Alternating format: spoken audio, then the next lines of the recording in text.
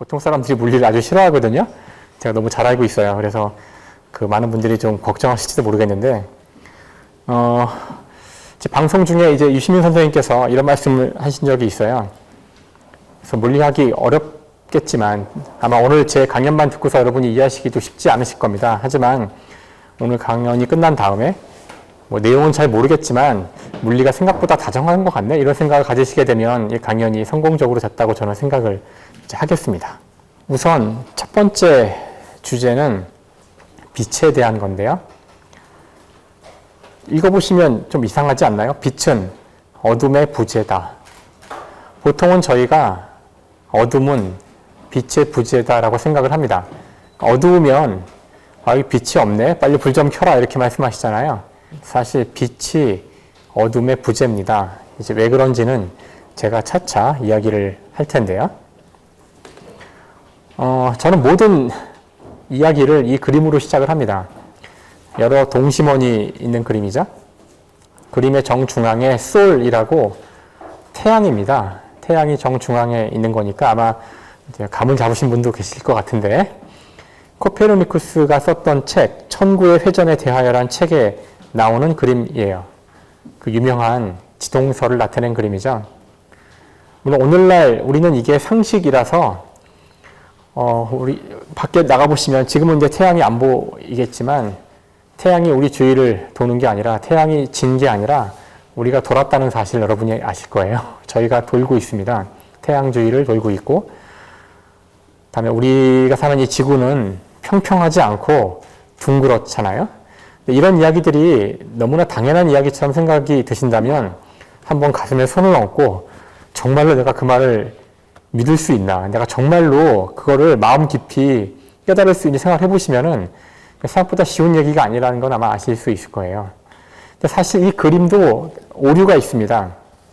이 그림에서는 코페르니쿠스가 태양이 우주의 중심이라고 생각을 했거든요. 근데 지금 저희는 그게 틀렸다는 것을 알고 있어요. 자, 지금 나가시면 태양이 안 보이거든요. 이제는 시간이 늦어서 곧 별이 뜰 텐데요. 제가 하나 질문을 할게요. 태양과 별의 차이점이 뭘까요?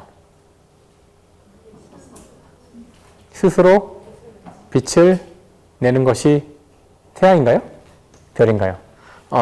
놀랍게도 답은 태양과 별은 똑같은 겁니다. 태양은 가까이 있는 별이고요. 별은 멀리 있는 태양이에요. 태양이 지금보다 거리가 멀어지면 점점점 작아져서 점처럼 될 텐데 그때 우린 그걸 별이라고 부를 거고요. 하늘에 있는 저 수많은 별들이 거리가 멀어서 그렇지 지구로 다가오면 그러면은 태양처럼 됩니다. 이 그림은 우리 은하의 사진인데 여기 보이시는 이 점 하나하나가 다 별이죠. 이것들이 다 태양과 같은 별이라는 뜻입니다. 그래서 우리 은하에만 여기 지금 어림으로도 몇 개가 될지 상상하기가 쉽지 않으실 텐데요. 과학자들이 다 세봤거든요. 이거 다 세보는, 이거 셀 수 있는 프로그램이 있어요, 사실은. 이걸 다 세봤더니 우리 은하에 있는 별의, 태양과 같은 별의 개수는 모두 1000억 개입니다. 1000억 개. 그러니까 1000억이라는 숫자가 아무것도 아니라고 생각하실 수도 있겠지만 곰곰이 생각해 보시면 굉장히 큰 숫자예요. 1000억이라는 숫자는. 자, 그런데 이거는 지금 우리 은하라고 말씀을 드렸잖아요. 이 우주의 은하가 우리 은하만 있을까요?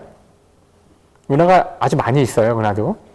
우리 은하 말고 우리랑 가장 가까운 다른 은하 혹시 이름을 아세요? 안드로메다요? 네. 여러분 이상한 소리 하면 되잖아요? 네, 안드로메다 말고 또 있어요, 사실. 사실 훨씬 많죠. 근데 한때는 그렇게 이름을 멋있게 지어줬는데 이제는 이름을 붙이지 않습니다, 그렇게. 너무 많아서. 그렇죠. 은하는 몇 개가 있을까요? 은하에 대한 정확한 답은 망원경이 좋아지면 많아집니다. 망원경이 좋아지면. 그래서 아마 뭔가 말씀하시려고 했었는데 그 교과서에 나오는 데이터는 학생들이 외우는 학생들이 가끔 있어요. 교과서에 나오는 데이터는 2007년 데이터일 텐데 그 데이터는 1000억 개입니다. 2007년까지 관측된 은하의 개수는 1000억 개였고요. 2015년에 데이터가 더 좋아져요. 망원경이 좋아져서 데이터가 더 커져서 지금은 1조 됩니다. 그러니까 우주에는 태양과 같은 별의 개수가 어림으로 1000억 곱하기 1조 개 있는 거죠. 그러면 1하고 0을 23개를 쓰셔야 돼요. 쓰다가 하나 틀려도 모르겠죠? 빼먹어도. 지금 제가 숫자를 이야기하고 있는데 과학자들은 숫자를 좋아하죠. 근데 숫자만 들어도 그 안에는 중요한 이제 교훈이 있어요. 자, 이 그림에 나오는 저 점 하나가 별이죠. 태양과 같은. 제가 저거를 손으로 하나 지워도 아무도 모를 겁니다. 그렇죠? 그러니까 제가 이야기한 숫자가 저희한테 무엇을 말해주냐면은 우리가 보는 저 태양이 우주에서는 아무것도 아니라는 것을 이야기해 주죠. 그래서 과학을 공부하면 급 겸손해집니다. 우주가 얼마나 광대한지. 근데 아직 저는 지구를 얘기 안 했어요. 태양만 이야기를 했죠. 별은 태양이니까. 우리 지구는 태양 주위를 도는 작은 행성인데 태양보다 너무 작아서 구체적으로 부피비로 120만 분의 1배밖에 안 됩니다. 그러니까 사실 저 주위에 태양이 어딘가 있을 텐데 외계인이 지구를 볼 수 없어요. 태양밖에 안 보입니다. 너무 작아서. 그런 곳이 우리가 이 세상의 전부라고 믿었던 지구죠.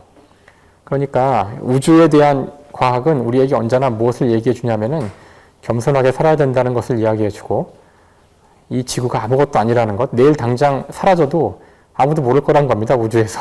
실제 그런 일은 수시로 일어나고요.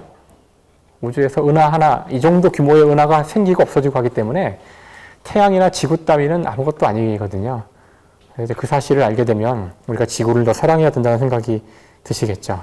오늘은 날씨가 어떤지 모르겠어요. 밤에 비가 온다 그러니까 그 날씨가 좋은 날 밤에 이렇게 한번 누워서 별을 보시기를 제가 추천을 언제나 합니다. 특히 과학자들은 특히나 이걸 많이 해야 돼요. 어린 학생들이 맨날 공부한다 그러면서 책상에 앉아서 문제만 푸는데 제발 좀 나가서 하늘 좀 보라고 저는 그러는데 우주를 연구하는 사람이 하늘을 봐야죠. 물론 이렇게 지금 보이진 않아요. 이렇게 많은 별이 보이진 않습니다. 너무 밝아서 그렇죠. 100년 전에는 아마 전기가 없었을 때 이렇게 하늘이 보였을 거고요. 그때는 보름달이 아이돌 스타였을 거예요. 밤에 보름달밖에 안 보이잖아요. 언제부턴가 우리가 밤을 잃어버린 겁니다. 어쨌든 이렇게 밤하늘을 보시면은 이 별 가운데 제가 아까 동영상에서 설명했던 프록시마 센타우리가 어딘가 있겠죠? 있을 겁니다. 그게 지구에서 가장 가까운 별이라고 그랬어요. 그렇죠? 근데 거기까지 거리가 4.3광년, 빛의 속도로 4년이 걸린다는 뜻입니다. 빛보다 빠른 건 없기 때문에 그게 가장 빨리 갈 수 있는 방법이죠. 여러분이 거기 친구가 있다면 스마트폰으로 통화를 할 수 있을 텐데 여보세요? 그러면 4년이 지나야 그 소리를 그 친구가 들을 겁니다. 그리고서는 여보세요? 하겠죠? 그러면 다시 또 4년이 지나야 여러분은 여보세요 하고 8년이 지나야지만 친구의 목소리를 들을 수 있는데 거기가 지구에서 가장 가까운 곳까지의 별의 거리라는 겁니다. 자, 그러면 이 중에서 프록시마 센타우리가 어딘가 있다고 했을 때 여러분이 보는 그 별의 모습은 따라서 4년 전의 모습을 보는 거예요. 그렇죠? 지금 없을 수도 있어요. 3년 전에 사라졌어도 우린 모릅니다. 자, 따라서 어떤 별은 10년 전의 모습, 어떤 거는 100년 전, 어떤 건 1000년 전, 어떤 건 100만 년 전, 1억 년 전 그런 모습들을 보는 거니까 제가 여러분한테 밤하늘의 별을 보라고 했을 때 여러분이 보는 밤하늘의 별의 광경은 지금 이 순간 이 우주의 모습이 아니라 과거로부터 지금까지 이어져 온 우주의 전 역사를 여러분이 한꺼번에 시공간 모두를 보고 있는 겁니다. 그래서 저걸 봐야 돼요. 갈릴레오가 이야기했지만 우주는 지금 이 순간에도 우리에게 자신의 모든 것, 여기서 모든 것은 시공간 전체를 얘기하는데요. 그걸 보여주고 있습니다. 근데 우리 어리석은 인간이 그걸 보고도 이해를 못하죠. 왜냐하면 우주의 언어를 모르기 때문이다. 라고 갈릴레오가 이야기를 했어요. 자, 아까 낮에는 굉장히 밝았지만 지금은 점점 어두워지고 있는데 저희는 밝은 것이 당연하다고 생각을 하는 경향이 있어요. 근데 사실은 밝은 게 당연한 것이 아닌데 왜냐하면 그건 태양 때문에 밝은 거잖아요. 태양은 놀랍게도 지구에 아주 가까이 있는 별이에요. 정말 우연이죠. 얼마나 가까이 있냐면은 거리가 불과 1억 5천만 킬로미터밖에 안 돼요. 먼 것 같다고요? 빛의 속도로 8분밖에 안 걸립니다. 지구에서 가장 가까운 별인 태양은 빛의 속도로 8분 걸리지만 두 번째로 가까운 알파 센타우리는 4년이 걸리죠. 그러니까 사실 태양은 정상적으로 가까이 있는 것이 아니라 아주 이상하게 가까이 있는 별이에요. 태양이 있을 때의 우주의 모습은 우주의 평균적인 모습은 아니죠. 지구에서 볼 수 있는 우주의 평균적인 모습은 태양이 없을 때의 모습이고요. 우리가 그때의 시간을 밤이라고 부릅니다. 밤에 보는 이 모습이 우주의 평균적인 모습이고요. 실제 우주는 제가 동영상에서 잠깐 이야기했지만 엄청나게 광활하게 넓고요. 그 안에 별이 점처럼 박혀 있는데 별 사이의 거리는 가까운 것이 빛의 속도로 4년 걸리는 거리에 떨어져 있고요. 그렇게 점처럼 작은 별들이 가녀린 빛을 내고 있는데 그 빛이 실처럼 이 어두운, 아주 어두운 공간을 아주 가냘프게 달리는 모습이 우주의 모습이에요. 우주는 어둡고 빛은 어둠이 없는 겁니다. 어둠이 먼저예요. 공간이 먼저고요. 우주는 텅 비어 있는 거죠. 아까 제가 한 이야기를 조금 아시겠죠? 우주에 대한 이야기, 우주가 어떻게 시작했는지에 대한 이야기는 이 오른쪽 사진에 나오는 위대한 물리학자죠. 아인슈타인이 답을 주었는데요. 아인슈타인 옆에 있는 사람의 이름을 혹시 아시나요? 어떻게 아세요? 거의 모르시는데 일반적으로는. 네, 이분의 이름은 임마누엘 칸트, 철학자 칸트입니다. 칸트님이 여기 등장하는 이유는 이분께서도 아인슈타인과 마찬가지로 우주에 대해서, 우주의 시작에 대해서 이야기한 적이 있거든요. 우주의 시작점이 있는지 없는지는 인간의 이성으로 답을 할 수 없는 문제다라고 이야기를 한 적이 있어요. 이 문제는 중요한 문제죠. 특히 기독교에서는 우주의 시작이 있다는 입장을 갖고 있기 때문에 이 문제는 대단히 중요한 서양의 철학적 문제였습니다. 칸트는 이렇게 이야기하죠. 우주의 시작점이 있다고 하면 이상하다는 거예요. 자, 왜 이상하냐 하면 여기 시간이 이렇게 무한한 시간이 흐르고 있는데 그 중에 어느 순간 갑자기 우주가 존재해야 할 텐데 도대체 어느 순간을 잡아야 되죠? 이 무한한 시간 중에? 잡을 수가 없다는 거예요. 이상하다는 거죠. 그러면 시작이 없나? 시작이 없어도 이상하다고 얘기하는데, 왜냐하면 시작이 없다는 얘기는 그러니까 오늘이건 어제건 이전에 존재하는 시간이 무한히 많다는 얘기예요. 시간이 끝이 없이 과거로 흘러가니까. 하지만 이게 되게 이상한 것이, 그럼 어제 이전에 존재한 시간의 양도 무한대고 오늘 이전에 존재한 시간의 양도 무한대인데 오늘이 어제보다 시간이 더 많아야 될 것 같지 않으세요? 이상하다는 거예요. 그래서 이 문제는 인간의 이성, 논리적인 답을 낼 수는 없다고 주장을 하는데 사실 오늘날 저 같은 물리학자가 보기에는 대단히 이상한 논증이라고 생각해요. 아주 이상하죠. 왜 이게 이상하냐면은 물론 제가 칸트가 아니기 때문에 어떤 생각을 하셨는지는 모르겠지만 이런 생각을 한 것 같아요. 시간이란 것이 무한히 이렇게 펼쳐져 있고 우주의 시작이 공간의 시작이라고 생각하는 것 같은데 오늘날 물리학은 아인슈타인의 제가 여기 써놓은 식이죠. 장방정식이라는 건데요. 이 방정식에 따르면은 우주에는 시작점이 있을 확률이 아주 커요. 그냥 우주가 변치 않고 가만히 있는 게 불안정하거든요.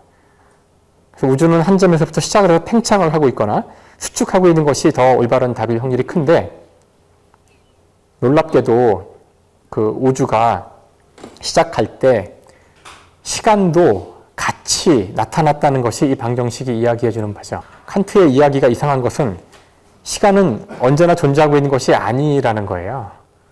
사실 오늘날 물리학자들도 이게 무슨 뜻인지 모릅니다. 시간이 존재하기 이전에 무엇이 존재했는지 물어보면 아무도 몰라요. 하지만 이 방정식이 그걸 이야기해주고 있을 뿐이죠. 아인슈타인의 장방정식이 설명하는 빅뱅 이론이라고 하는 우주의 시작이 있다는 이 이론이 처음 나왔을 때 아인슈타인 당신도 이 이론을 싫어했어요. 어떻게 우주가 한 점에서 시작을 하죠? 답이 마음에 안 들 때, 여러분 고등학교 때 문제를 풀었는데 수학 문제가 답이 안 맞으면 문제를 고치면 되잖아요. 예, 여기 지금 제가 빨간색으로 표시한 것이 아인슈타인이 손으로 써놓은 겁니다. 그래서 이걸 오늘날 우리는 우주상수라고 부르는데 이걸 넣으면 우주가 팽창하지 않아요. 나중에 아인슈타인이 자기 인생 일대의 가장 큰 실수라고 이야기를 했죠. 왜 이런 짓을 했냐면은 빅뱅 이론이 나왔을 때 교황청에서 환영 성명을 내놓습니다. 1950년대죠. 드디어 현대 물리학이 성경의 우주론을 입증했다고 축하하는 거였어요. 과학자들이 뒷골이 땡겼겠죠. 그럴 의도가 아니었을 테니까. 빅뱅 이론이 옳다는 것은 뭐 위대한 물리학자가 풀어낸 방정식 이론이 맞아서 그런 것이 아니라 과학은 예나 지금이나 무조건 중요한 기준이 실험적, 물질적 증거입니다. 바로 이 지점이 종교와 철학과의 차이점이에요. 어떤 이론이건 소용이 없습니다. 그냥 그 이론이 실제로 존재하는 현상을 설명하지 못하면 틀리는 거죠. 빅뱅 이론이 맞다는 것은 아인슈타인 때문에 그런 것이 아니라 제가 여기 보여드리고 있는 이 수많은 실험 데이터들인데요. 자세히 설명하진 않을게요. 어쨌든 여기서 노벨상이 2개나 나왔습니다. 현재 우주가 팽창하고 있다는 증거에서부터 추론한 거죠. 왜 이렇게 과학자들이 빅뱅에 대해서 중요하게 생각을 할까요? T.S. 엘리엇이라는 시인이 이런 말을 한 적이 있답니다. 우리의 탐험이 끝나는 때는 시작이 어딘지를 알아내는 순간이다. 얼핏 보면 되게 이상한 문장이에요. 우리의 탐험이 끝나는 때는 목적지에 도달했을 때가 아닐까요? 어떻게 시작점을 알아내는 게 끝나는 순간이 되죠? 시작점도 모르고 떠났을까요? 아주 괴상한 문장인데 저는 아직 나이가 많지는 않지만 이제 나이가 자꾸 먹으면 고향으로 가고 싶어진다고 그러더라고요. 자기의 존재 이유, 자기 삶의 의미 이런 거를 찾다 보면 처음으로 가게 된대요. 저도 왜 그런지 모르겠어요. 근데 적어도 우리 이 우주에 대해서는 아마 철학이 질문한 것 중에서 가장 중요한 것, 지금까지도 인간이 끝없이 철학을 하는 이유 중에 하나는 우리는 왜 존재하는가? 왜 우리는 지금 이렇게 존재하는가? 이 질문이 아닐까? 왜 우리는 이렇게 사는가? 그렇죠? 이걸 물리학적으로 바꾸면 이렇게 되죠. 왜 빅뱅이 있었고, 왜 빅뱅의 순간 우주가 그런 조건이었나가 됩니다. 그러니까 존재에 대한 모든 질문들은 사실 시작점에 답이 있죠. 근데 아직 안타깝지만 물리학은 빅뱅의 순간을 설명할 수 있는 이론을 갖고 있지 않아요. 빅뱅의 순간 우주는 한 점이었을 텐데 그렇게 작은 점을 기술하려면 양자역학이 필요하고 우주 전체가 의 질량이 한 점에 있다는 얘기는 상상도 할 수 없이 높은 밀도였다는 얘기인데 그걸 기술하려면은 상대성 이론이 필요합니다. 양자역학과 상대성 이론을 동시에 조화롭게 쓰는 이론이 아직 존재하지 않는데 그 존재하지 않는 이론에 대해서 물리학자들은 통일장 이론이라는 이름만 붙여놨어요. 아직 존재하지 않습니다. 그래서 그 이론이 만들어지면 여전히 알 수는 없지만 단서를 얻을 수 있지 않을까? 그래서 아마도 우리의 탐험이 끝나는 때는 우리의 지적 탐험이 끝나는 순간도 우리의 시작이 왜 그랬는지를 이해하는 순간이 아닐까. 현대 과학에서는 그것이 빅뱅에 대한 질문입니다. 여기서 우주가 한 점에서 시작됐다는 것을 잘 기억해 주세요. 아마 뒤에 또 그 얘기를 할 테니까요.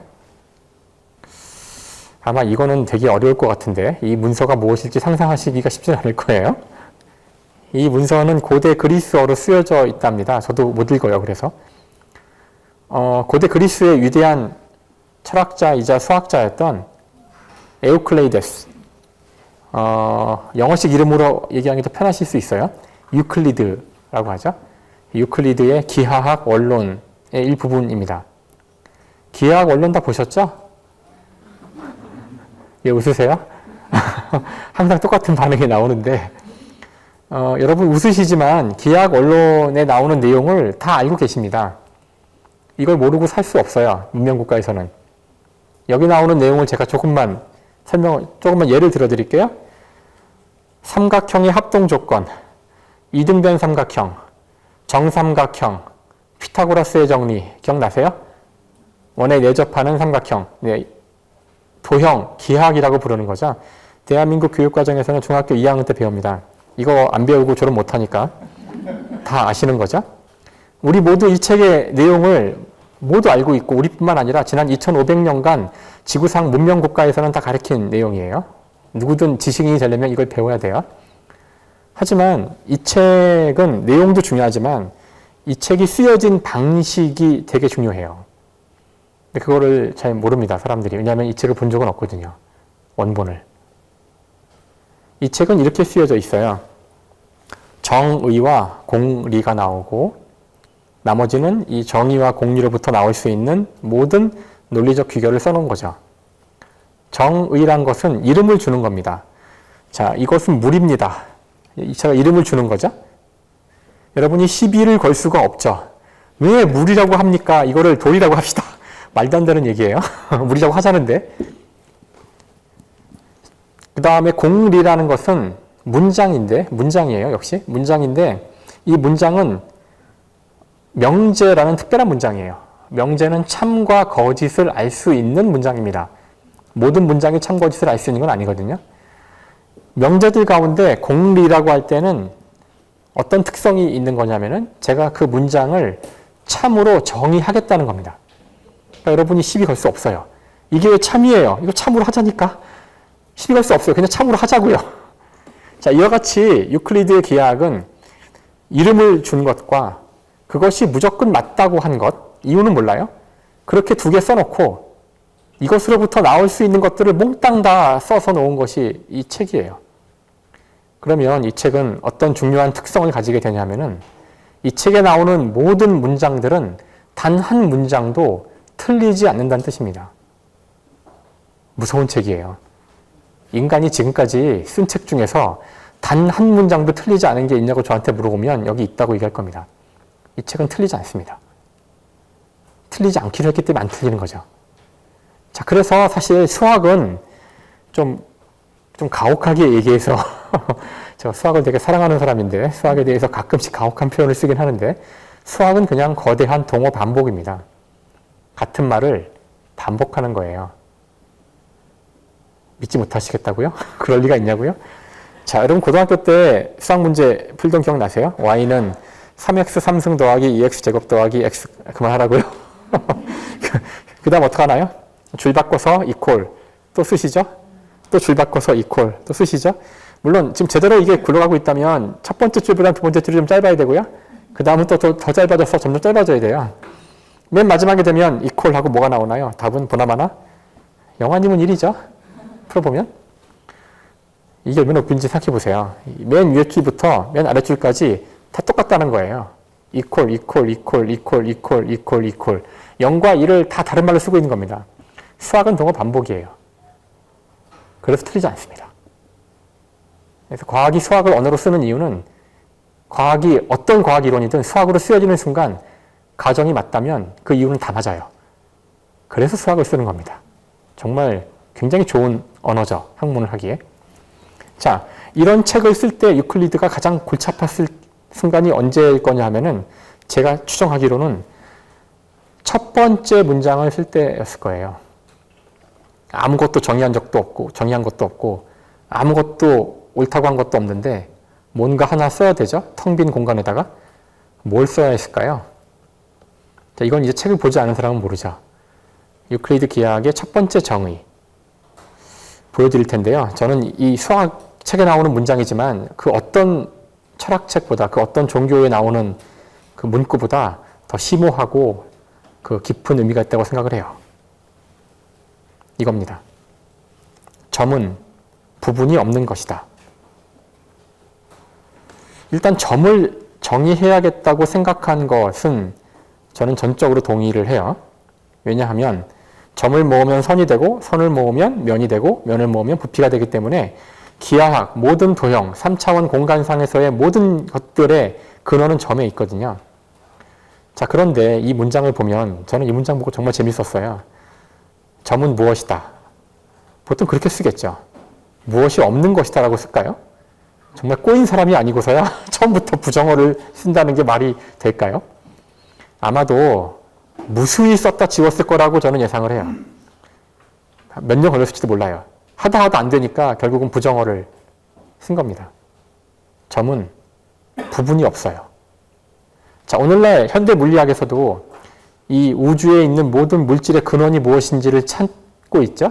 현재 그것에 대한 답은 표준 모형, 쿼크, 전자 이런 겁니다. 그것들이 갖는 특징은 더 이상 쪼개어지지 않는다는 건데 쪼개어지지 않는 이유는 더 쪼개어질 부분이 없기 때문에 그래요.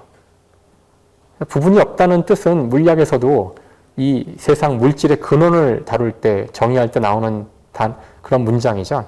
유클리드가 2500년 전에 썼던 문장입니다. 정말 아름다운 문장이죠. 아마 화가 쉐라죠. 쉐라의 점묘법. 아마 이분은 세상 모든 것이 점으로 되어 있다는 것, 도형의 근원이 점이니까 점만 찍어서 그림 그릴 수 있다는 것을 아마 알아낸 사람일 것 같아요. 아름다운 그림이죠. 이거 엄청난 노가다가 들어간 그림입니다. 가서 보면 눈물 없이는 볼 수 없어요. 손으로 다 점을 4개월인가 찍었다는데요. 하루 종일 점만 찍었다는 건데. 자, 우리 이야기는 그 다음 철학자로 옮겨갈 텐데 혹시 이분이 누군지 아시나요? 한숨을 쉬시죠? 어서 보신 모양이군요. 네, 이분의 이름은 데카르트입니다. 르네 데카르트. 근대 철학의 효시라고 하는 분이죠. 오른쪽에 나온 책은 방법서설이라는 이 사람의 유명한 책인데 근대 철학의 효시는 근대 과학의 효시가 되거든요. 그래서 저 같은 사람도 이를 악물고 읽어봤는데 이 책을 정말 괴롭더라고요. 재미도 없고 중언부언하는 책이에요.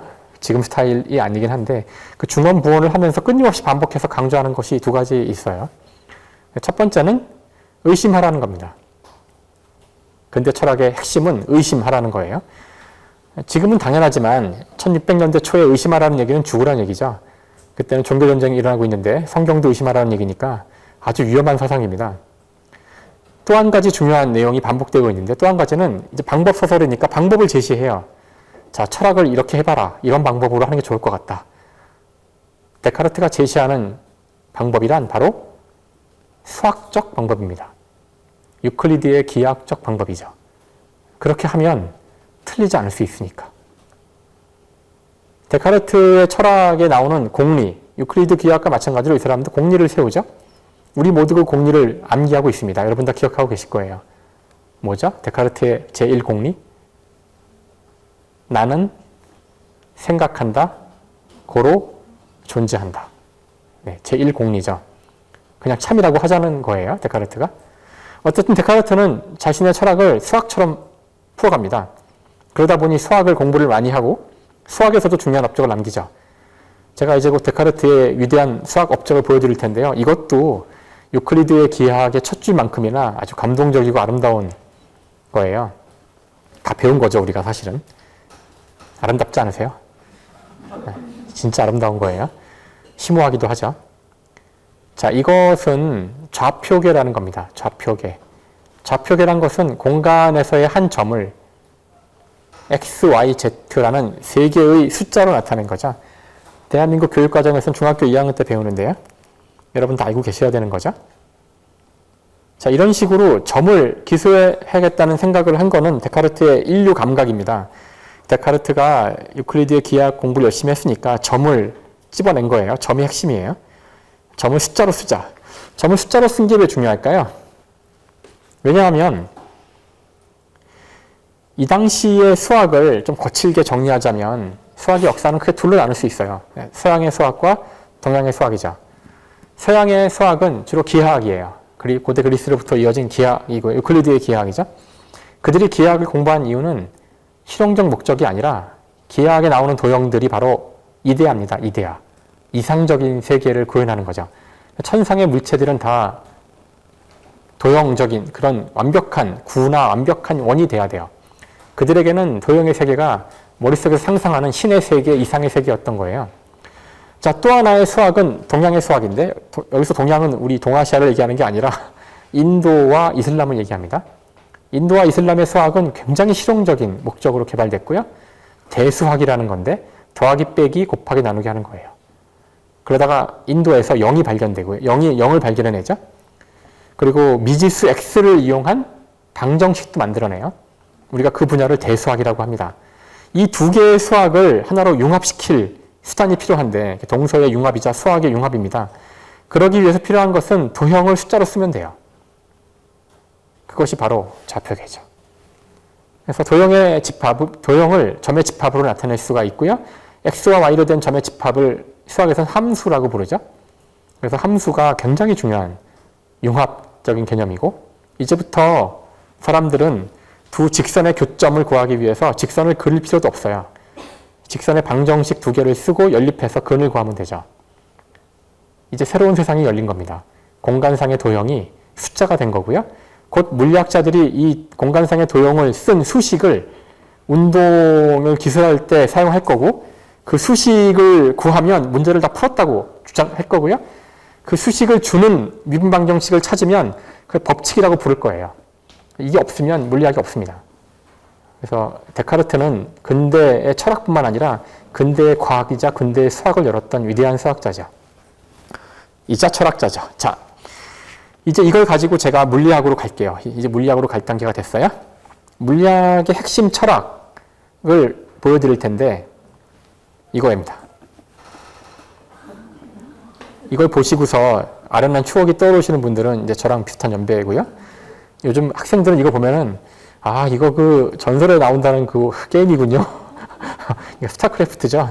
전설 속에 나오는 게임입니다. 화석에서 발견되는 거죠. 자, 게임을 밤새 해보셨나요, 혹시? 안 하신다고요, 이런 거? 게임을 밤새 하는 자녀를 보신 적 있죠? 막 속이 터지잖아요, 보고 있으면. 자, 게임을 밤새 해보면은 놀라운 경험을 하게 되는데, 해본 사람만 알아요. 게임과 내가 한 몸이 되는 무라일체의 경지에 도달하게 돼요. 그래서 게임 속에서 폭탄 날라오면 막 피하고 그럽니다. 진짜인 거로 착각을, 이게 진짜일 리가 없잖아요. 아무리 봐도 이런 괴상한 괴물들이 실제할 리가 없으니까 가상의 세계에 임해 틀림없지만 이게 진짜 존재한다고 인간은 착각을 하는데, 왜냐하면은 나름대로의 규칙에 따라서 움직이는 하나의 어떤 완결된 세상으로 보여서 그래요. 하나의 우주인 것처럼 보이는 거죠. 근데 사실 이거는 뭐 신이 만든 게 아니잖아요.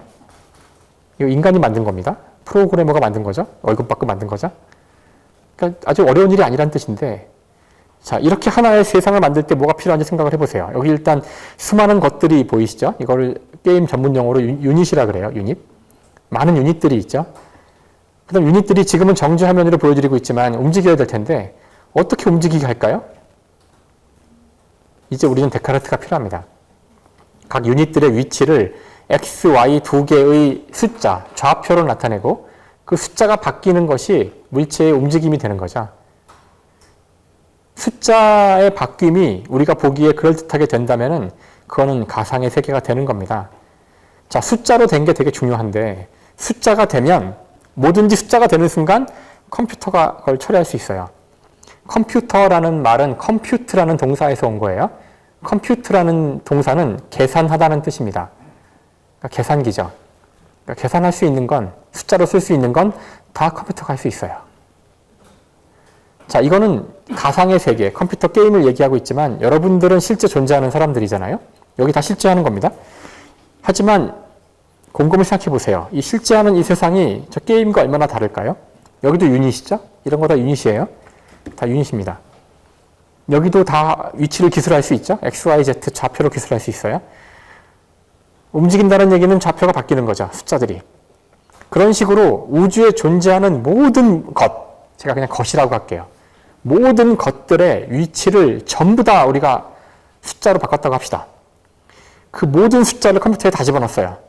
그 다음 그 컴퓨터가 굴러가죠. 그러면 이 컴퓨터 안의 세상과 이 우주가 얼마나 다를까요? 뭐 똑같지는 않겠지만 상당히 유사하지 않을까요? 라고 생각하시면 여러분이 물리학자들의 사고방식에 좀 더 다가오신 거예요. 물론 다를 겁니다. 다른 것만큼 또 뭔가 찾아내서 또 숫자로 바꾸고 또 집어넣죠. 이 짓을 계속 하는 겁니다. 같아질 때까지. 그게 물리학자들이 하는 짓이죠. 우리가 알아야 될 모든 것은 위치를 시간의 함수로 아는 겁니다. 그래서 여러분이 고등학교 물리 시간에 이걸 구하려고 고생을 한 거예요. 그다음에 중고등학교 수학 전체가 이걸 가리키는 거죠. 함수를 구하는 겁니다. 이 함수를 분석하기 위해서 특히 중요한 함수들 1차 함수, 2차 함수, 3차 함수, 그다음에 근의 공식, 근 풀고 이것들을 분석하기 위해서 미분과 적분을 다 배우는 거죠. 그 모든 수학 전체가 다 이걸 우리에게 쓰는 방법을 가르쳐주는 거예요. 이게 세상을 보는 방법이기 때문에 그렇죠. 물리가. 그래서 이 우주가 굴러가는 법칙은 게임으로 얘기하면 알고리즘인데요. 제가 여기 써놨는데 일정한 속도로 움직이는 것은 자연스러운 운동이다. 이 한 줄로 기술된다는 겁니다. 이 한 줄이 우주를 기술하는 단 하나의 법칙이에요. 우선 여기서 굉장히 이상한 표현이 나오는데 비과학적인 표현이죠. 자연스러운. 이게 무슨 말이죠? 자, 자연스럽다는 말이 무슨 뜻이냐면은 여러분이 뭔가 일정한 속도로 움직이는 물체를 보면 아, 자연스럽다 하고 그냥 가시면 된다는 얘기예요. 뭐 질문을 하거나 그 쳐다보고 있을 필요 없어요. 그냥 아, 자연스럽구나 하시면 돼요. 하지만 속도가 일정하지 않으면 이상한데? 그러시면 돼요. 실제 2500년 전 아리스토텔레스는 정지한 것은 자연스러운 운동이다라고 이야기했죠. 자, 왜 자연스러운 것이 중요하냐면은 2500년 전에는 정지한 게 자연스럽기 때문에 일정한 속도로 움직이면 왜 그러지? 그 의문을 가져야 돼요. 그래서 하늘을 보면 달이 계속 움직입니다. 태양도 움직이죠. 중세 시대에 그것에 대한 답은 이런 거예요. 천사가 뒤에서 밀어줘야 됩니다. 즉 무엇이 자연스러운지가 그 이후의 법칙이 결정을 하게 돼요. 이제 우리의 과학 체계에서는 자, 일정한 속도로 움직이는 것이 자연스럽다는 것은 갈릴레오가 한 이야기고요. 이걸 운동 제1법칙이라고 합니다. 이게 옳다면 이제는 속도가 변하는 게 우리의 기술해야 될 대상이 되는 거예요. 근데 다시 한번 얘기할게요. 이게 과연 말이 될까요? 지금 여러분이 제가 지금 물통을 밀었을 때 보신 저 운동, 이것이 자연스럽지 않은 이유는 제가 지금 한 질문이 굉장히 스케일이 큰 거라 그래요.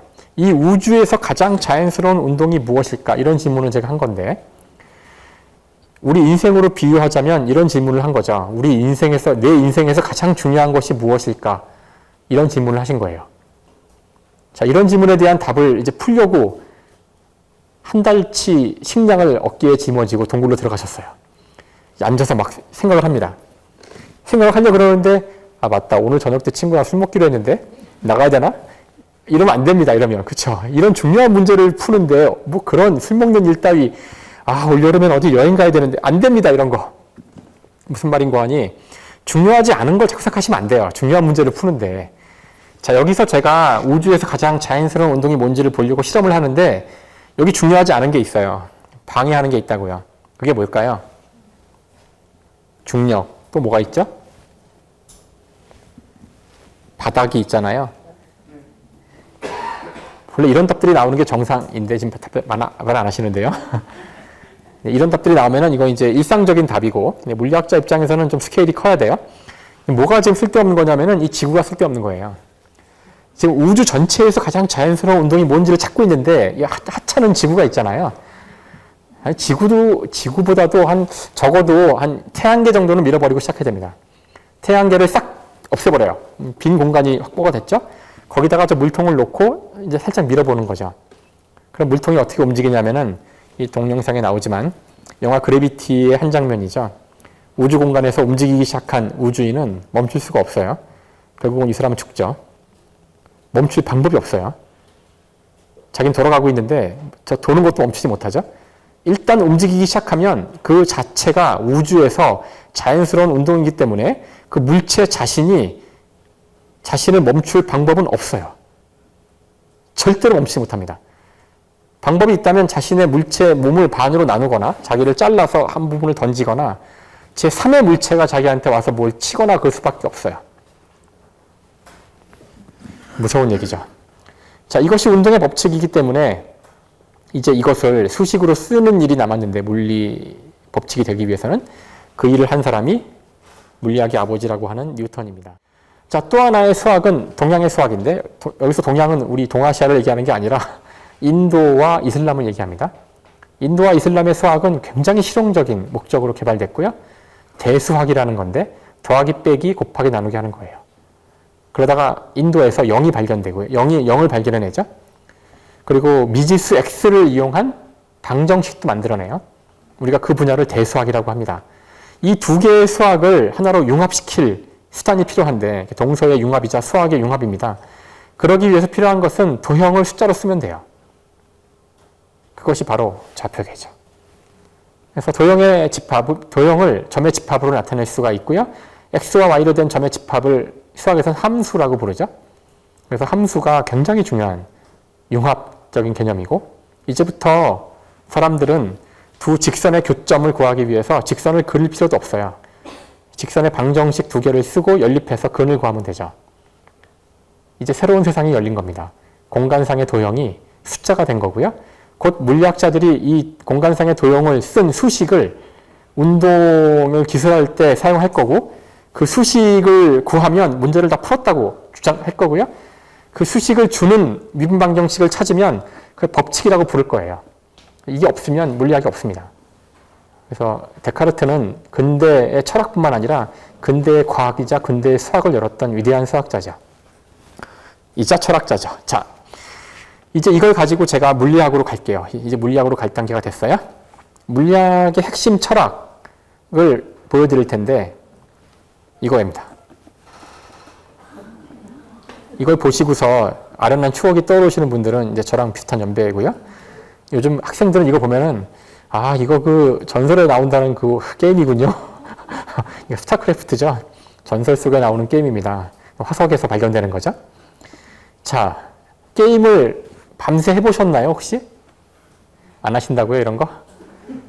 게임을 밤새 하는 자녀를 보신 적 있죠? 막 속이 터지잖아요, 보고 있으면. 자, 게임을 밤새 해보면은 놀라운 경험을 하게 되는데, 해본 사람만 알아요. 게임과 내가 한 몸이 되는 무라일체의 경지에 도달하게 돼요. 그래서 게임 속에서 폭탄 날라오면 막 피하고 그럽니다. 진짜인 거로 착각을, 이게 진짜일 리가 없잖아요. 아무리 봐도 이런 괴상한 괴물들이 실제할 리가 없으니까 가상의 세계에 임해 틀림없지만 이게 진짜 존재한다고 인간은 착각을 하는데, 왜냐하면은 나름대로의 규칙에 따라서 움직이는 하나의 어떤 완결된 세상으로 보여서 그래요. 하나의 우주인 것처럼 보이는 거죠. 근데 사실 이거는 뭐 신이 만든 게 아니잖아요. 이거 인간이 만든 겁니다. 프로그래머가 만든 거죠. 월급 받고 만든 거죠. 그러니까 아주 어려운 일이 아니란 뜻인데, 자, 이렇게 하나의 세상을 만들 때 뭐가 필요한지 생각을 해보세요. 여기 일단 수많은 것들이 보이시죠? 이거를 게임 전문 용어로 유닛이라 그래요. 유닛. 많은 유닛들이 있죠. 그다음 유닛들이 지금은 정지 화면으로 보여드리고 있지만 움직여야 될 텐데 어떻게 움직이게 할까요? 이제 우리는 데카르트가 필요합니다. 각 유닛들의 위치를 x, y 두 개의 숫자, 좌표로 나타내고 그 숫자가 바뀌는 것이 물체의 움직임이 되는 거죠. 숫자의 바뀜이 우리가 보기에 그럴듯하게 된다면은 그거는 가상의 세계가 되는 겁니다. 자, 숫자로 된 게 되게 중요한데 숫자가 되면 뭐든지 숫자가 되는 순간 컴퓨터가 그걸 처리할 수 있어요. 컴퓨터라는 말은 컴퓨트라는 동사에서 온 거예요. 컴퓨트라는 동사는 계산하다는 뜻입니다. 그러니까 계산기죠. 그러니까 계산할 수 있는 건, 숫자로 쓸 수 있는 건 다 컴퓨터가 할 수 있어요. 자, 이거는 가상의 세계, 컴퓨터 게임을 얘기하고 있지만 여러분들은 실제 존재하는 사람들이잖아요. 여기 다 실제하는 겁니다. 하지만 곰곰이 생각해 보세요. 이 실제하는 이 세상이 저 게임과 얼마나 다를까요? 여기도 유닛이죠? 이런 거 다 유닛이에요. 다 유닛입니다. 여기도 다 위치를 기술할 수 있죠? X, Y, Z 좌표로 기술할 수 있어요. 움직인다는 얘기는 좌표가 바뀌는 거죠. 숫자들이. 그런 식으로 우주에 존재하는 모든 것, 제가 그냥 것이라고 할게요. 모든 것들의 위치를 전부 다 우리가 숫자로 바꿨다고 합시다. 그 모든 숫자를 컴퓨터에 다 집어넣었어요. 그 다음 그 컴퓨터가 굴러가죠. 그러면 이 컴퓨터 안의 세상과 이 우주가 얼마나 다를까요? 뭐 똑같지는 않겠지만 상당히 유사하지 않을까요? 라고 생각하시면 여러분이 물리학자들의 사고방식에 좀 더 다가오신 거예요. 물론 다를 겁니다. 다른 것만큼 또 뭔가 찾아내서 또 숫자로 바꾸고 또 집어넣죠.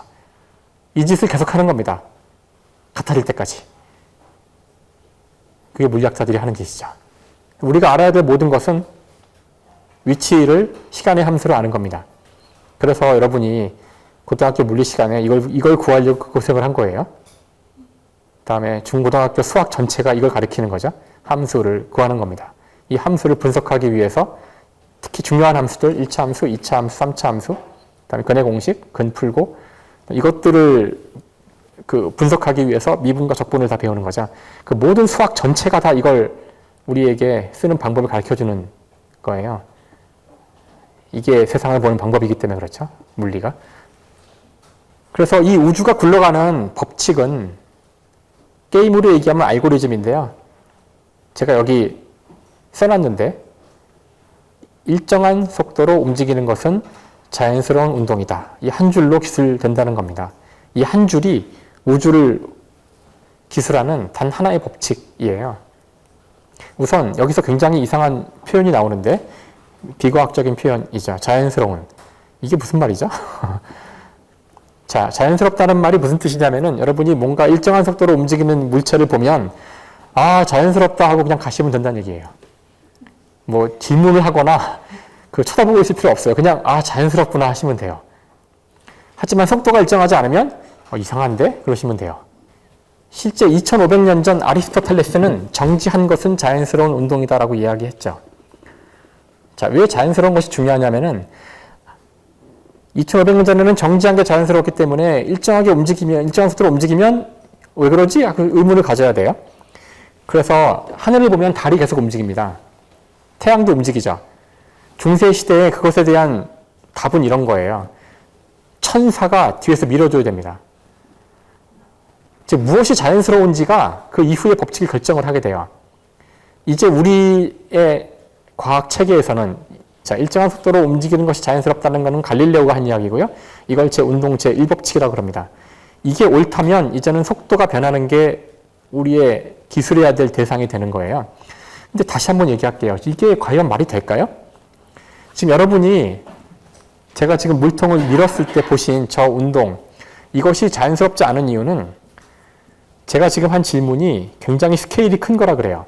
이 우주에서 가장 자연스러운 운동이 무엇일까? 이런 질문을 제가 한 건데 우리 인생으로 비유하자면 이런 질문을 한 거죠. 내 인생에서 가장 중요한 것이 무엇일까? 이런 질문을 하신 거예요. 자, 이런 질문에 대한 답을 이제 풀려고 한 달치 식량을 어깨에 짊어지고 동굴로 들어가셨어요. 앉아서 막 생각을 합니다. 생각을 하려고 그러는데 아, 맞다. 오늘 저녁 때 친구랑 술 먹기로 했는데 나가야 되나? 이러면 안 됩니다. 이러면. 그쵸? 이런 중요한 문제를 푸는데 뭐 그런 술 먹는 일 따위 올여름엔 어디 여행 가야 되는데 안 됩니다. 이런 거. 무슨 말인고 하니 중요하지 않은 걸 자꾸 생각하시면 안 돼요. 중요한 문제를 푸는데. 자, 여기서 제가 우주에서 가장 자연스러운 운동이 뭔지를 보려고 실험을 하는데 여기 중요하지 않은 게 있어요. 방해하는 게 있다고요. 그게 뭘까요? 중력. 또 뭐가 있죠? 바닥이 있잖아요. 이런 답들이 나오면은 이건 이제 일상적인 답이고 물리학자 입장에서는 좀 스케일이 커야 돼요. 뭐가 지금 쓸데없는 거냐면은 이 지구가 쓸데없는 거예요. 지금 우주 전체에서 가장 자연스러운 운동이 뭔지를 찾고 있는데 이 하찮은 지구가 있잖아요. 지구보다도 적어도 한 태양계 정도는 밀어버리고 시작해야 됩니다. 태양계를 싹 없애버려요. 빈 공간이 확보가 됐죠? 거기다가 저 물통을 놓고 이제 살짝 밀어보는 거죠. 그럼 물통이 어떻게 움직이냐면은 이 동영상에 나오지만 영화 그래비티의 한 장면이죠. 우주 공간에서 움직이기 시작한 우주인은 멈출 수가 없어요. 결국은 이 사람은 죽죠. 멈출 방법이 없어요. 자기는 돌아가고 있는데 저 도는 것도 멈추지 못하죠. 일단 움직이기 시작하면 그 자체가 우주에서 자연스러운 운동이기 때문에 그 물체 자신을 멈출 방법은 없어요. 절대로 멈추지 못합니다. 방법이 있다면 자신의 물체 몸을 반으로 나누거나 자기를 잘라서 한 부분을 던지거나 제3의 물체가 자기한테 와서 뭘 치거나 그럴 수밖에 없어요. 무서운 얘기죠. 자, 이것이 운동의 법칙이기 때문에 이제 이것을 수식으로 쓰는 일이 남았는데 물리 법칙이 되기 위해서는 그 일을 한 사람이 물리학의 아버지라고 하는 뉴턴입니다. 뉴턴의 모습이고 오른쪽이 그 사람의 책, 위대한 책이죠. 프린키피아라는 책입니다. 이 프린키피아라는 책은 정확히 유클리드의 기하학의 형태로 쓰여졌어요. 데카르트의 이야기를 듣고 그렇게 쓴 거죠. 이 책에는 정의가 나오고 공리가 나오고 그 이후에는 정의와 공리로부터 모든 가능한 걸 다 썼어요. 그러니까 이 책에 나오는 내용은 정의와 공리가 맞다면 하나도 안 틀리죠.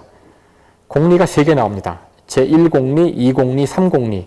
오늘날 우리는 이걸 공리라고 부르지 않고 법칙이라고 불러요. 뉴턴의 제1법칙, 뉴턴의 제2법칙, 뉴턴의 제3법칙이라고 부릅니다. 제1법칙은 저희가 금방 보여드렸던 일정한 속도로 움직이는 것은 자연스러운 운동이다. 어려운 말로 관성의 법칙이라고 부릅니다. 제2법칙은 F는 ma죠. 그래서 F는 ma. 이제 여러분은 이 식에서 a가 의미하는 바, 여기 왜 a가 나왔는지를 이해하실 수가 있는 거예요. a는 가속도, 속도가 변한다는 뜻이죠. 속도가 변하는 게 왜 이 법칙에 나왔는지 아시겠죠? 속도가 안 변하면 그냥 지나가시면 돼요. 자연스럽다 그러고. 속도가 변하니까 왜 그러지? 예, 그 이유가 쓰여 있죠. 왼쪽에 F라고 쓰여져 있죠. 힘. 힘은 속도를 변화시키는 원인이 되는 이 식은 사실 등호로 되어 있지만 왼쪽이 원인이고요. 오른쪽이 결과, 인과율을 나타내는 식이죠. 힘이 작용하면 물체의 운동에 변화가 생깁니다. 좀 더 구체적으로 속도가 변하는 거죠. 물리학이 좀 다정해지셨나요? 사실 이것만 알면은 다 끝난 거예요. 역학 1년 동안 배우는데 물리학과에서 이거 계속 푸는 겁니다. 나머지는 공리를 가지고 변형시키는 거죠. 1년 내내. 이거 한 줄입니다. 물론 이렇게 얘기하면 그럴 리가 없다고 생각하시는 분이 많을 것 같아요. 물리가 저렇게 쉬웠을 리가 없는데, 그렇죠? 그럴 리가 없죠. 제가 이제 정체를 보여드릴게요. 이제 기억이 나시죠? 가속도라고 멋있게 이야기했지만 사실 가속도는 속도의 시간 미분이고요. 속도는 위치의 시간 미분이죠. 그래서 미분. 갈릴레오가 이야기했던 우리는 우주의 언어를 모르기 때문에 우주를 이해 못한다고 했을 때 그 우주의 언어가 바로 미분이었던 겁니다. 그렇죠? 그래서 우주의 법칙은 미분으로 쓰여 있고요. 우리에게 필요한 것은 X죠. 제가 몇 번이나 강조했지만 물체가 어디 있는지를 알아야 돼요. 제 손이 여기 있는데 제가 손을 일로 움직이고 싶어요. 그러면 이 손에 데카르트 방식으로 얘기하자면 새로운 좌표를 줘야 돼요. 좌표를 줘야 갈 거 아니에요. 빨리 주세요, 좌표. 좌표를 줘야 갑니다. X를 구해야 되죠.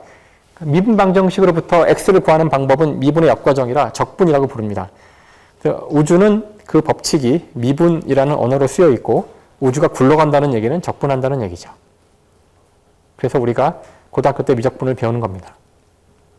여러분 괴롭히려고 가르치는 것도 아니고 수능 시험 볼 때 줄 세우려고 하는 것도 아니고 우주의 언어가 미분과 적분인 거죠. 자, 마지막으로 할 이야기는 제가 지금까지 우주의 운동에 대해서 이야기를 했어요. 우주의 법칙에 대해서. 게임을 비유를 들었잖아요. 근데 게임에서 유닛이 나왔는데 실제 게임의 유닛은 스크린상의 픽셀이에요. 존재하지 않는 거죠. 하지만 우리가 사는 이 세상에서의 유닛은 이런 것들이 유닛인데 이것들은 무언가로 되어 있죠. 이 무언가가 무엇일까라는 질문이 남은 겁니다. 즉 만물의 근원이 무엇일까라는 질문이죠. 오늘날 이것에 대한 답은 20세기 초 이제 물리학자, 화학자들이 알아냈는데 만물은 원자로 되어 있습니다. 물론 원자는 더 쪼개어지는 부분을 갖고 있지만 편의상 오늘은 제가 원자까지만 이야기를 할게요. 만물은 원자로 되어 있는데 여러분 손도 원자로 되어 있죠? 근데 여러분이 아무리 봐도 원자가 보이나요? 안 보이죠? 자, 다시 점요법의 그림인데 확대를 해보면 점에서 끝납니다. 하지만 그 점도 확대할 수가 있다는 거고요. 점을 확대해보면 원자까지 가게 된다는 거죠. 하지만 원자는 눈에 보이지 않아요. 왜 안 보일까요? 원자가 왜 안 보일까요? 너무 작으니까 안 보이는 거죠. 얼마나 작을까요? 이거 중학교 교과서에 나옵니다. 중학교 2학년 교과서에 나오죠? 10의 마이너스 10승이라고 나와요. 느낌이 안 오시죠? 10의 마이너스 10승 미터 혹은 10억 분의 1 미터. 작은 것 같긴 한데 별로 느낌이 오진 않죠? 자, 500원짜리 동전도 원자로 돼 있어요. 근데 원자가 안 보입니다. 지구도 원자로 돼 있어요. 근데 원자가 안 보입니다. 자, 지구가 이렇게 한 소나기에 들어갈 정도로 보이려면은 엄청나게 멀리 올라가야 돼요, 하늘로. 그렇죠? 지구가 내 주먹 크기로 보이는 이 상황에서 지금 지도를 보니까 화면을 보시면 여기 지금 남아메리카 브라질이 보이네요. 아마존이 보이는데 한국인 관광객이 여기 여행하다가 땅바닥에 동전을 떨어뜨렸다고 상상을 해봅시다. 자, 지금 이 위치, 여기 인공위성인데 여기서 지금 땅바닥을 보면 저 동전이 보일까요? 맨눈으로 보일까요, 저게? 저게 보이시는 분은 바로 나사에 취업하시면 돼요. 나사에서 좋아할 거예요. 눈이 망원경이니까. 물론 병원 가보라 그러겠죠. 자, 여기서 지구 표면, 땅에 있는 500원짜리 동전이 보이시는 분은 500원짜리 동전에서 원자가 보입니다. 원자의 반지름과 동전의 반지름의 비가 1억 대 1쯤 되는데 그거랑 동전의 반지름과 지구 반지름의 비가 같아요. 그래서 안 보입니다. 정말 정말 작은 거죠. 느낌이 오세요? 지구와 동전의 관계인 거예요.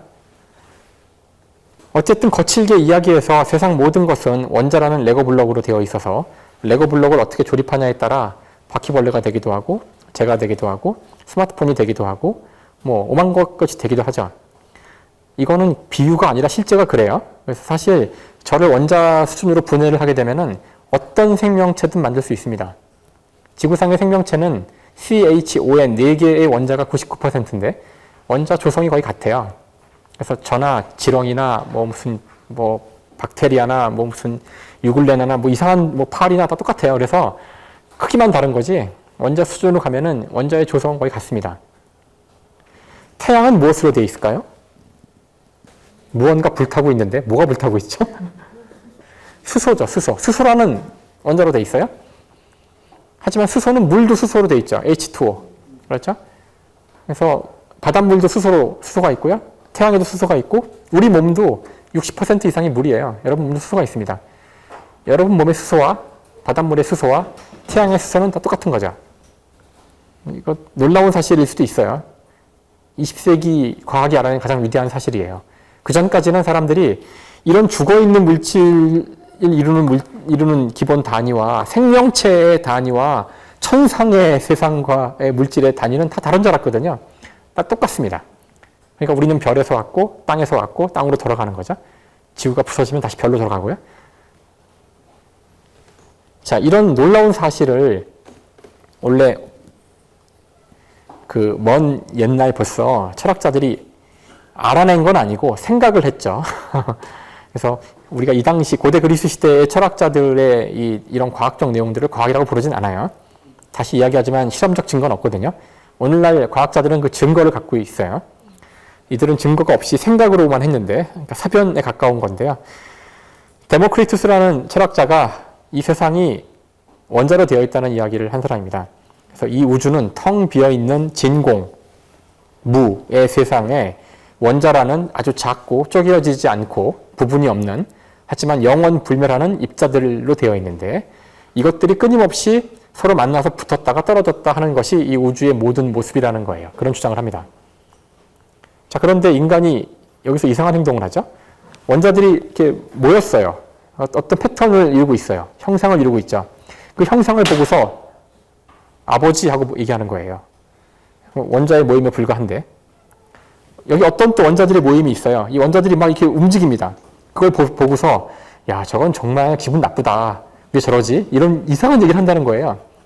하지만 이건 인간의 그냥 이야기일 뿐 원자 입장에서는 그냥 아무 의미 없이 의도도 없이 목적도 없이 그냥 붙었다 떨어졌다 할 뿐 거기에 의미를 부여하는 건 인간의 어떤 상상이라고 주장을 하는 건데 굉장히 위험한 철학이겠죠?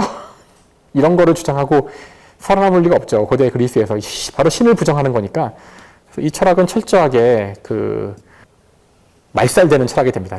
남지 않아요, 거의.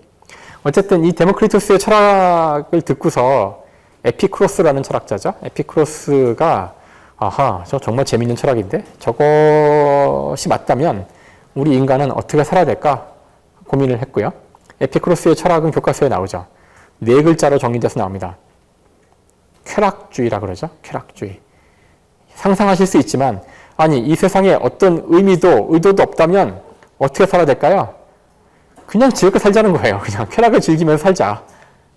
물론 에피쿠로스는 바보가 아니라서 여러분 모두가 각자가 쾌락을 자기 마음대로 즐기려고 하는 순간 아마 이 사회는 붕괴할 거예요. 그러니까 단서를 답니다. 본인이 통제할 수 있어야 되고요. 남한테 해를 줘서 안 되고요.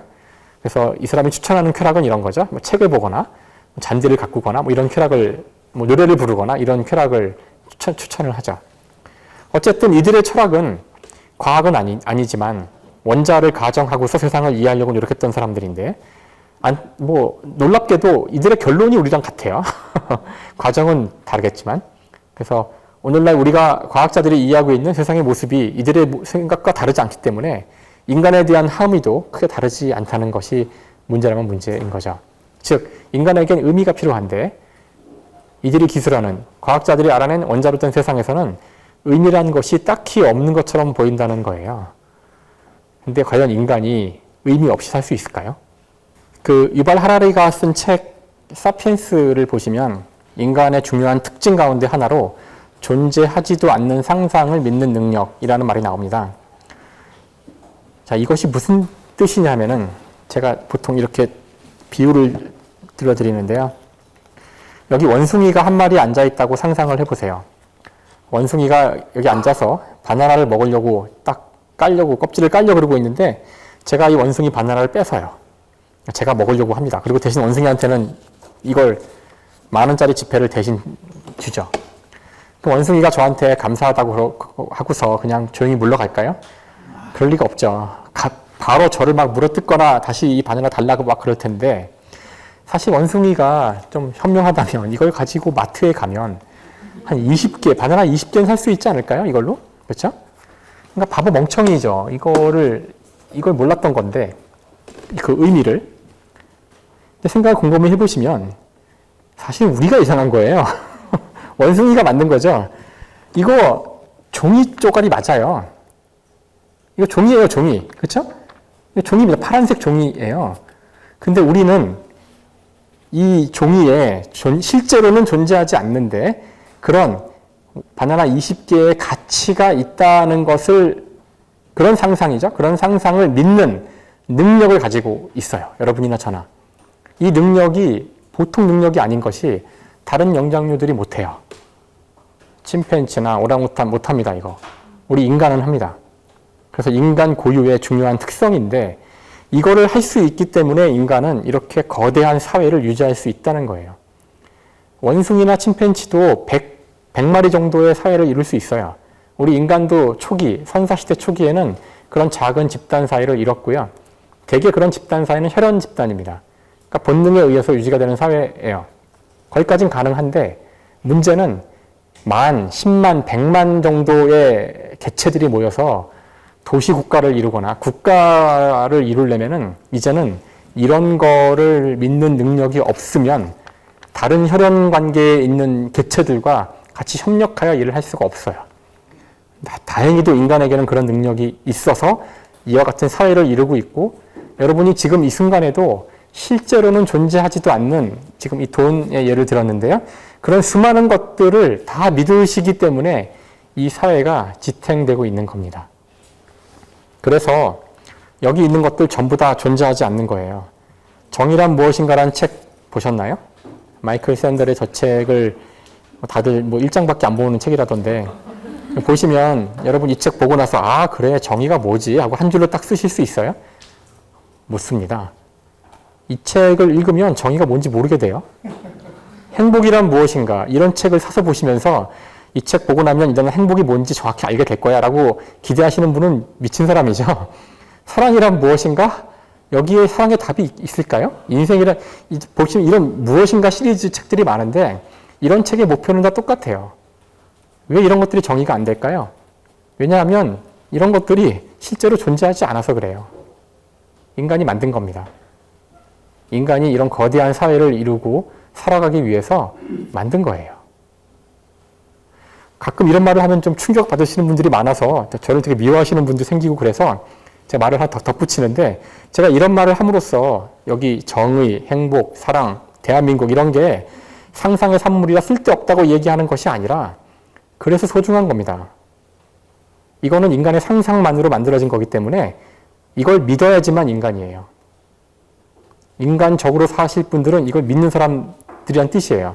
제가 이걸 믿을 때만이 인간답게 사는 겁니다. 이걸 믿지 않고 사는 방법은 혼자 무인도에 사는 방법이 있죠. 아니면 혈연 관계 속에서만 살 수 있어요. 그걸 벗어나는 순간 이게 필요합니다. 그래서 저는 거칠게 이야기해서, 항상 그 거친 게 좋은 게 아닌데 그 세상을 이해하는 특히 두 개의 체계가 있다고 이야기를 해요. 하나는 그냥 사실들에 대한 겁니다. 사실. 지구가 태양주위를 돌죠. 기분 나쁘세요? 이건 정의롭지 않을까요? 지금 웃으시지만 300년 전에는 기분 나빠했어요. 아주 기분 나빠서 지구가 돈다 그러면 죽였죠.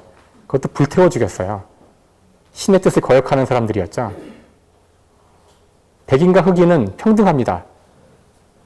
당연한 얘기 아닌가요, 지금은? 그렇죠? 이런 이야기들. 자, 팩트를 다루는 그런 학문을 과학이라 그래요. 과학은 그냥 사실을 다뤄요.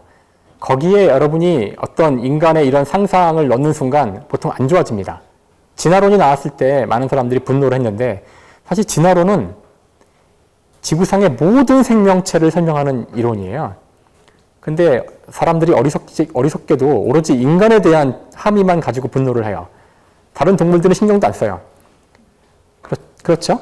개와 고양이가 가깝다는 거에서 분노하지 않지만 오로지 인간이 원숭이와 가까운 것만 분노를 했는데 그냥 팩트인데 거기에 아까와 같이 분노를 한 거죠. 지금도 우리가 얼마나 많은 그냥 과학적 사실에 대해서 분노하고 있을까요? 자, 또 하나의 학문 체계가 있어요. 또 하나의 학문 체계, 사고방식이죠. 그거는 상상을 믿는, 상상에 대한 겁니다. 그 상상은 인간이 사회를 이루기 위해 정의한 것들이고 대부분 엄청나게 오랜 역사적 맥락이 있어요. 그냥 하루아침에 합의한 게, 하루아침에 믿는 게 아닙니다. 제가 여기 앉아서 이런 정중한 표현을 쓰고 이런 복장으로 하고 이런 표정을 짓는 것들 다 우리가 오랫동안 합의한 상상의 산물이지만 과학적으로 제가 왜 그래야 하는지 입증할 수 없어요. 이유가 없습니다. 당연히. 따지고 들어가면 최후에 가서 부분이 없는 최후의 어떤 원자가 나오느냐고 안 나옵니다. 다 상상한 거니까. 하지만 굉장히 중요한 체계죠. 인간이 가장 중요한 체계입니다. 우리가 이런 체계의 대부분은 인문학이 다루게 됩니다.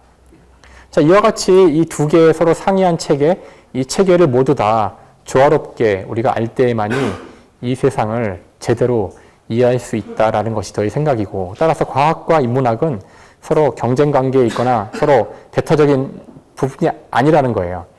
오히려 위험한 것은 과학의 영역을 인문학이 와서 의미를 부여하려고 하거나 의미가 없는데 인간의 영역을, 상상의 영역을 과학이라고 이야기하거나, 아까 제가 인종을 이야기했지만 백인이 흑인보다 우월한 인종인 것은 우주의 법칙이다. 이런 게 위험하다는 거죠. 그거는 200년 전 인간들의 믿음에 불과했었던 거예요. 지금도 우리가 한때 100년 전에 여성은 직업을 가지지 말아야 한다. 그거는 이 세상의 섭리라 그랬어요. 말도 안 되는 얘기입니다. 그걸 입증할 수 있는 과학적 근거가 없다면 그냥 당시 인간들의 상상의 합의에 불과한 거예요. 지금 그것이 우리에게 불행을 준다면 상상의 합의를 바꿀 수 있다는 뜻이죠. 민주주의 300년 전에 이런 얘기하면 죽었습니다. 말도 안 되는 얘기예요. 어떻게 국민이 주인입니까? 하지만 수억 명의 사람의 피를 흘려서 합의를 바꿨잖아요. 그래서 어떤 것이 인간의 상상의 합의인가, 과학적 사실인가를 분별해내는 것은 대단히 중요하다고 생각합니다. 인간의 합의에 불과하다면 인간이 원하면 바꿀 수가 있다는 거고요. 그러기 위해서는 더 많은 사람들을 설득하고 동의를 끌어내면 되는 거죠. 그런 부분에서는 바꿀 수 없는 것은 없다는 것을 아는 것이 굉장히 소중하다고 생각해요. 하지만 함부로 바꿀 수는 없고요. 바꾸려면 서로 믿어야 바꿔주죠. 서로 신뢰를 해야지만 그 사회는 빠르게 합의를 할 수 있고, 대부분의 사회 문제는 답을 모르는 경우가 아주 많은데 답을 모르는 것보다, 그러니까 올바른 답을 찾는 것보다 더 중요한 것은 빠르게 합의를 하는 것일 수 있어요. 광업병소를 수입하자고 했을 때 과학자들한테 끊임없이 물어봤습니다. 사람들이. 광업병소가 안전하냐 안전하지 않냐? 그럼 과학자들은 답답하죠. 저거를 먹으면 병에 걸릴 확률이 몇 %야. 지금까지 이런 사례들이 있는데 이런 일이 있었고, 그러니까 자세히 모르겠지만 위험할 수도 있고 안위험할 수도 있고 뭐 이런 얘기들을 해줄 수 있어요. 비행기를 타면 안전할까 안전하지 않을까요? 비행기를 타면 추락할 확률이 뭐 1억 분의 1인가 그렇죠. 이게 답니다. 과학자로서 비행기는 완벽하게 안전해? 이거 개소리입니다. 확률이 나오겠죠. 사고 확률이 나옵니다. 그걸 듣고 여러분이 판단하는 거죠. 그 리스크를, 그 위험성을 내가 짊어질지 말지. 우리 사회는 비행기 정도의 리스크는 짊어지기로 합의가 됐기 때문에 비행기가 뜨는 겁니다. 자동차는 훨씬 더 많은 사고를 내지만 합의가 돼 있어요. 괜찮다고. 담배가 훨씬 더 위험해요. 미세먼지보다. 하지만 합의가 돼 있어요. 타도 된다고. 그럼 피는 겁니다. 광업병소도 합의가 더 중요했던 문제일 수도 있었어요. 서양 사회는 빠르게 합의를 하죠. 단 한 명도 광업병으로 죽으면 안 돼. 수입 안 합니다. 우리는 결정하면 되는 문제예요. 그까짓 거 확률 별로 안 큰데 수입하지 뭐 할 수도 있었고요. 아, 그거 안 돼. 우리도 싫어. 하고 안 할 수도 있었어요. 근데 문제는 끊임없이 안전하다는 것이 법칙이다. 안전하지 않은 것이 법칙이다. 내가 과학이고 넌 틀렸고 싸우고 합의 못하는 것이 사실 더 위험한 겁니다. 누구도 답을 모르는 경우가 많아요. 더 중요한 것은 우리가 서로를 믿고 신뢰할 때만이 합의를 이룰 수 있고, 합의를 이루지 못하는 사회는 아까 제가 예를 들었듯이 부족국가, 혈연 단위국의 이상의 사회를 형성할 수가 없어요. 그 단위로 다 쪼개집니다. 우리 인간이 했던 가장 위대한 일인데 혈연을 뛰어넘어서 서로 협력하여 사는 사회를 구축한 것이 우리 인간의 특징인데 그거를 떠받치는 것은 바로 신뢰에 기반을 둔 합의, 상상을 믿는 겁니다. 그래서 아마 지금 우리 사회가 여러 가지 많은 도전을 받고 있는데 그 도전을 받는 이유 중에 하나도 우리가 주위 사람들을, 우리 사회의 구성원들을 신뢰하지 못하게 된 것이 가장 큰 문제 중에 하나가 아닐까. 신뢰가 없는 사회는 붕괴가 되고 우리 호모사피엔스가 가진 가장 중요한 능력을 발휘할 수 없게 만들어 주죠. 그래서 본인이 만약에 무언가를 바꾸고 싶다면 바꿀 수 있어요. 하지만 그러기 위해서는 다른 사람들에게 먼저 신뢰를 받는 행동을 하고 그걸 통해서 다른 사람의 의견을 설득을 해서 자기 편으로 만드는 작업을 해서 바꿔 나가야 됩니다. 자기 생각이 법칙이라고 주장하는 순간 굉장히 위험한 상황에 빠진다는 거죠. 자, 마지막 문장인데요. 우리 인간은 자신이 만든 상상의 체계 속에서 실제로 그것이 무엇인지 아무도 모르는 행복이라는 상상을 누리며 과학이 밝혀낸 바에 따르면 이 우주에 적어도 인간이 생각하는 의미는 아무리 찾아봐도 아직까지는 없는 것 같아요. 아직까지는 그렇습니다. 하지만 이 아무 의미도 없는 이 우주를 놀랍게도 행복하게 살 수 있습니다. 우리 인간은. 이와 같이 전혀 모순되는 것 같은 이 두 가지를 조화롭게 공존시킬 수 있는 그 특성이 우리 호모사피엔스라는 종의 특징이라는 것, 그리고 그것을 구현하고 있을 때 우리는 그 개체를 인간이라고 부른다는 것. 그래서 저는 물리학자지만 때로는 이 우주보다도 인간이 더 경이롭다고 생각합니다. 감사합니다.